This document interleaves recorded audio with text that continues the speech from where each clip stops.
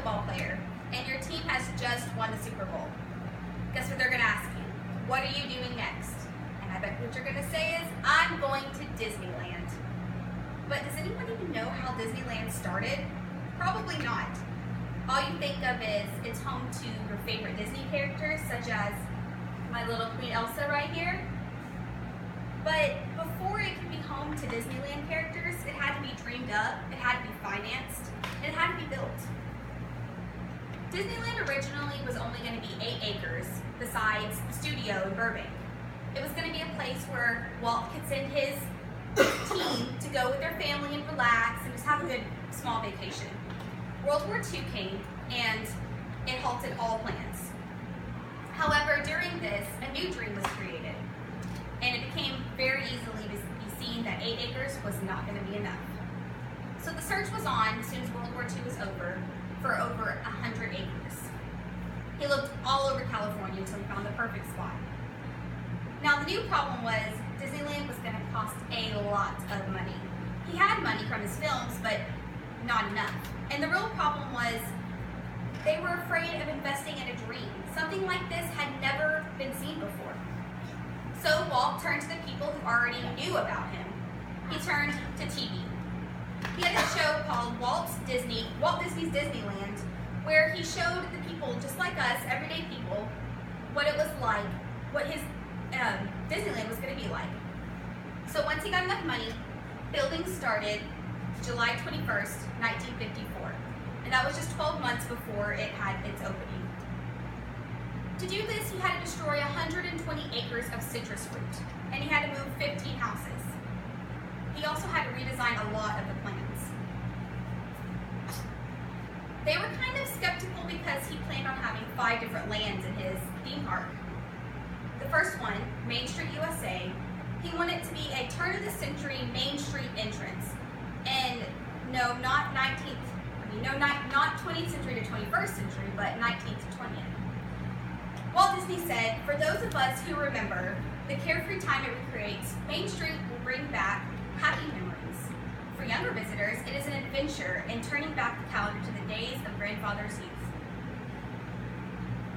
Main Street USA has a very particular attraction that has been there since the opening, called the Disneyland Railroad.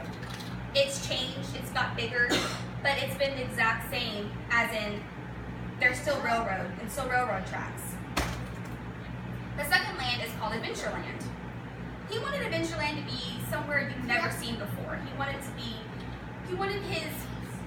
people who came there to go to the jungles of Africa and just explore and have something new.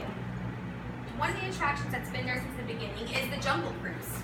In fact, it's remained almost completely unchanged. He wanted real-life animals, but for him, he realized that most of these animals would be asleep during the day.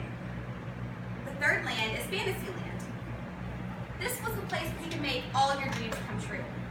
Disney said, what youngster has not dreamed of flying with Peter Pan over moonlit London or into Alice's nautical wonderland? In Fantasyland, these classic stories of everyone's youth have become reality for youngsters of all ages to participate in.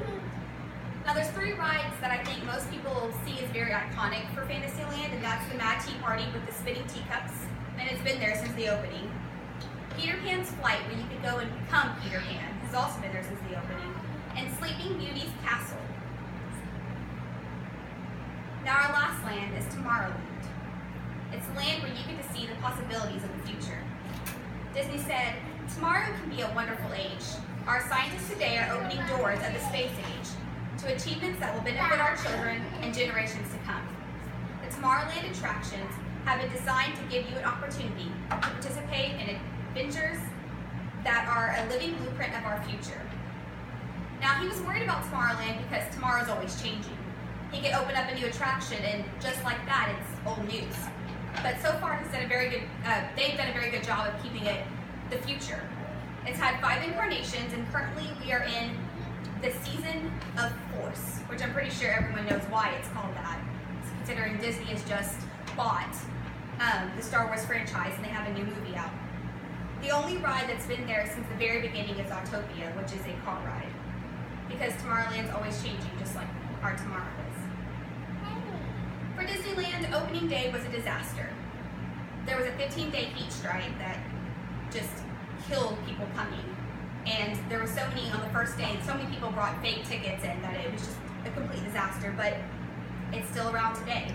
In fact, 10 years after it was opened, 50 million visitors had been seen. In the course of this speech, numerous rides have been ridden on, souvenirs have been bought, and children from 1 to 99 have had their dreams come true. So if you can only remember one thing, I think it would be something that Walt Disney said. He said, "I only hope that we don't lose sight of one thing, that it all started with a mouse."